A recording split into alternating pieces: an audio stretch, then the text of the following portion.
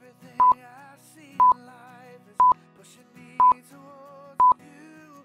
Every single breath of my day. Never went to church when I was a little kid.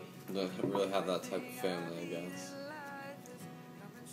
And one time I went with a friend to his youth group. I always believed in everything, wanted to get involved, but I just never knew how and really didn't. But I went with a friend to his youth group one time. Didn't really like it, thought it was awkward. Didn't really know anyone. But this person asked me if I had a Bible, and I said no, I didn't have one. And he provided me with one. Every night since then, I read the Bible. I read the little verse, devotional and everything. And then read that for about a year. And then started going to church actually with Caitlin and her family.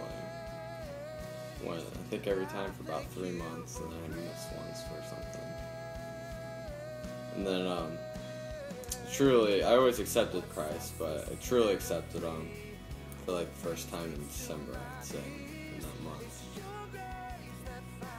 And before then, when I was little, I was always afraid of death. You know what happens after you die and everything. But it's kind of funny now because I don't get like that anymore. So I know it's gonna happen for me at least. And then now I'm gonna get baptized. I grew up in a Christian home, and I was saved when I was around 6 years old. And I went to church every Sunday, and I went to all the events that you could possibly go to. My family were really involved in the church, and my dad was really into having family devotion, so I was surrounded with a Christian atmosphere all the time. And on Sundays, I looked like a great Christian girl, and then during the week, I didn't live like it. And during high school, I was making some bad decisions and running around with the wrong crowd. And so I was just going to church on Sunday and acting like a great Christian by pushing all the choices I was making during the week in the corner, and then just going back to it during the week.